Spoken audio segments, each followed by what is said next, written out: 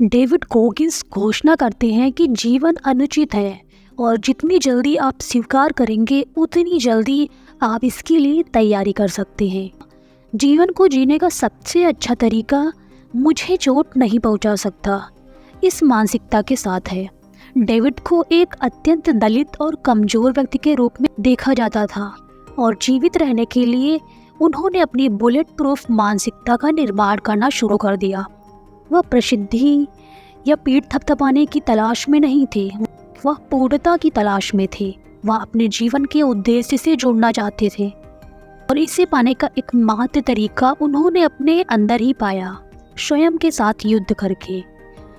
David कहते हैं कि आज के समाज में आपको ऐसा जीवन जीने का खतरा है जो इतना नरम और आरामदायक है कि आपको कभी भी अपनी वास्तविक क्षमता का एहसास नहीं होने देता।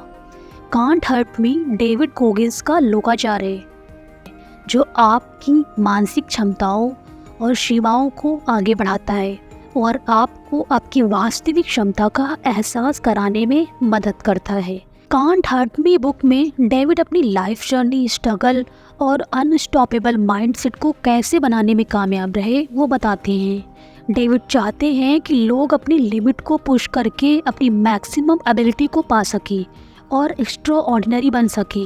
लोगों की एवरेज माइंडसेट को बदलकर एक विनर माइंडसेट बनाने में ये बुक फोकस करती है। आप भी एक विनर माइंडसेट बनाना चाहते हैं और अपनी एबिलिटी को मैक्सिमम करना चाहते हैं तो ये बुक आपके लिए है। इस बुक में कुछ चैप्टर दिए गए हैं और हर एक चैप्टर के लास्ट में एक चैलेंज दिया गया है जिसे फेस करके आप अपने जीवन को और बेहतर कर पाएंगे। तो चलिए शुरू करते हैं इस समरी को। लेसन 1, अपनी सभी कठिनाइयों को लिखें। डेविड अपने दुर्व्यवहारी पिता की कहानी बताते हैं और बताते हैं कि कैसे उन्हें जीवन में कई भावनात्मक आघात झेलने पड़े। वह लोगों को जीवन में आने वाली सभी कठिनाइयों और कठिनाइयों का जायजा लेने के लिए प्रोत्साहित करते हैं। वैकल्पिक रूप से वह लोगों को यह एक्सेप्ट करने के लिए प्रोत्साहित करते हैं कि क्या आपके जीवन में अब तक सब कुछ बहुत आसान रहा है और आपको कभी भी खुद को आगे बढ़ाने की आवश्यकता नहीं पड़ी। लेसन 2, अपनी कमियों की सच्चाई जाने। डेविड इस बारे में बात करते हैं कि कैसे वह और उनकी माँ अपने अपमानजनक पिता से बचने के लिए अपने घर से बाहर चले गए। वह नस्लीय घृणा, वित्तीय समस्याओं और असुरक्षाओं को छिपाने के लिए किशोरावस्था में पहने गए अलग अलग मुखौटे के बारे में बात करते हैं। डेविड का दावा है कि हमारा दिमाग हमेशा कम से कम प्रतिरोध के रास्ते पर चलेगा और जब तक आप अपने दिमाग को अनुशासित करना नहीं सीखेंगे, यह आपको हमेशा जीवन में सुरक्षित और औसत बनाए रखेगा। डेविड बताते हैं कि आपको अपने प्रति पूरी ईमानदारी से काम करना चाहिए और आप अपने आप से झूठ नहीं बोल सकते, क्योंकि कोई भी आत्म सुधार एक क्रूर ईमानदारी से शुरू होता है। लेसन 3, वे सभी कार्य करें जो आपको असहज करते हैं। डेविड चिकित्सा कारणों से सैन्य प्रशिक्षण से हटने की बात करते हैं। सिकल सेल रोग का निदान होने पर उनके पास अपने प्रशिक्षण के लिए प्रतिबद्ध रहने या छोड़ने का विकल्प था। अपने रास्ते में आई पहली बाधा का सामना करते हुए उन्होंने नौकरी छोड़ने का बहाना इस्तेमाल किया। डेविड ने कहा, पैरा रेस्क्यू स्कूल छोड़ने की याद ने उन्हें उदास कर दिया। बाद में वह नेवी सील बनने के लिए एक विज्ञापन देखते हैं और महसूस करते हैं कि पीड़ा में भी उत्तर हो सकता है। डेविड समझाते हैं कि आपको कुछ ऐसा करना चाहिए जो आपको असहज करे और कुछ ऐसा जो आप हर दिन करना चाहते हैं, भले ही वह आपका बिस्तर बनाना हो, आपके कपड़े इस्त्री करना हो या दौड़ने के लिए सुबह जल्दी उठना हो। छोटी शुरुआत करें और धीरे धीरे समय के साथ चीज़ों को बड़ा बनाएं। इस तरह आप अपने दिमाग को कठोर बना सकते हैं और बुलेट प्रूफ मानसिकता का निर्माण कर सकते हैं। लेसन नंबर 4, उपलब्धियों को अपना एक कुकी जार बनाएं और प्रेरणा के लिए उनका उपयोग करें। डेविड गोगिंस बताते हैं कि हम अभी कैसे भी सिचुएशन से गुजर रहे हो, हमारे अंदर एक कुकी जार होता है।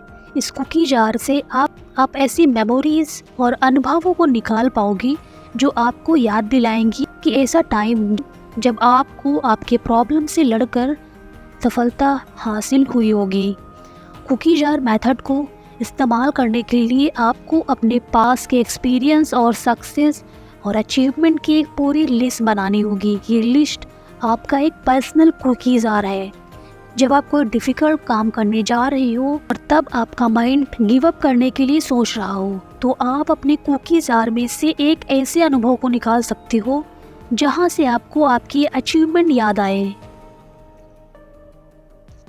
इससे आपको और ज़्यादा मोटिवेशन मिलेगी और इस कुकी जार मेथड से आप अपनी पुरानी प्रॉब्लम्स भी याद करेंगे और वो याद करके आप अपनी करंट की प्रॉब्लम को देखोगे और उसके साथ कंपेयर करेंगे। इससे आपको पता चल जाएगा कि आपकी अभी की प्रॉब्लम्स आपकी पास्ट की प्रॉब्लम से कितनी सिमिलर होती है। किसी भी चैलेंजेस में आपका माइंड कॉन्स्टेंटली ये इवैल्यूएट करता है कि आप अपने लक्ष्य से कितनी दूर हैं और आपके माइंड में इतनी पावर होती है कि वो आपको कन्विंस कर सके कि आप उस काम में कोई ताकत ही नहीं डालें। और अगर आप इस नेगेटिव सोच से जीत सको तो आप अपने गोल को हासिल कर सकते हैं, भले ही वो गोल आपसे कितने ही दूर क्यों ना हो। डेविड ने इस मेथड का इस्तेमाल करके बहुत कुछ अचीव किया है, जिसमें उन्होंने कोई भी ट्रेनिंग नहीं की हुई थी और कोई भी अनुभव नहीं होते हुए भी उन्होंने मैराथन प्रतियोगिता में हिस्सा लिया और उसमें काफ़ी अच्छा परफॉर्म किया था। इसलिए डेविड कहते हैं कि हमारा माइंड हमें काफ़ी डराता है और अपने पोटेंशियल से लड़ने नहीं देता, लेकिन कुकी जार मेथड को इस्तेमाल करके हम अपने पास की अचीवमेंट से अपने फ्यूचर की अचीवमेंट को भी हासिल कर सकते हैं। Lesson number 5, callus your mind. David Goggins एक एथलीट रह चुके हैं और इसके लिए फिजिकल स्ट्रेंथ से ज़्यादा मेंटल स्ट्रेंथ की ज़्यादा ज़रूरत पड़ती है। डेविड ने भी इसी मंत्र का उपयोग करके अपनी मेंटल स्ट्रेंथ को बिल्ड किया हुआ है। अगर हम कोई भी ऐसा काम करते हैं जिससे हमारी स्किन पर फ्रिक्शन आए तो हमारी स्किन टफ हो जाती है, बिल्कुल वैसे ही जैसे जिम में हमारी मसल्स स्ट्रेंथ काफ़ी टफ हो जाती है। हमें हमारे माइंड को भी ठीक ऐसे ही ट्रीट और ट्रेन करना होगा। डेविड ऐसी सिचुएशन में थे जहां उनकी बॉडी पर काफ़ी इंजरीज थी, लेकिन इसके बावजूद वे अपने विल पावर से आगे बढ़ते गए। हमारे माइंड को टफ बनाने का सिर्फ एक ही तरीका है और वो है अपने माइंड को पेनफुल और डिसकंफर्टेबल सिचुएशन में डालना। अगर आप अपने माइंड को पेनफुल और डिसकंफर्टेबल सिचुएशन दोगे तो ऐसा भी टाइम आएगा जब आपके माइंड को पेनफुल और डिसकंफर्टेबल सिचुएशन की आदत पड़ जाएगी और उसके बाद तब आपके माइंड को डिसकंफर्टेबल सिचुएशन से कुछ भी फ़र्क नहीं पड़ेगा और आप उस सिचुएशन को आसानी से हैंडल कर पाओगे। हमें पेन से भागना नहीं चाहिए, बल्कि जानबूझकर पेन को सहना चाहिए। इसको अपने ऊपर इम्प्लीमेंट करना आपके लिए ही फ़ायदेमंद साबित होगा। जैसे जैसे आप अपनी लाइफ में पेनफुल और डिसकंफर्टेबल सिचुएशन को डालते रहेंगे तो आपको पता चल जाएगा कि आप ओवर द टाइम पीरियड ऐसी सिचुएशंस को हैंडल करना सीख गए हो। Lesson number 6, bring your best when you feel worst.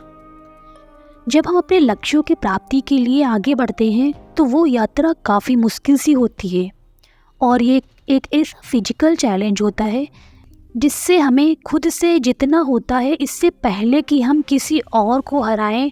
इसका ये भी मतलब होता है कि ऐसे सवाल जो हमारे दिमाग में बार बार आते हैं उनके जवाब हम पता कर पाएँ।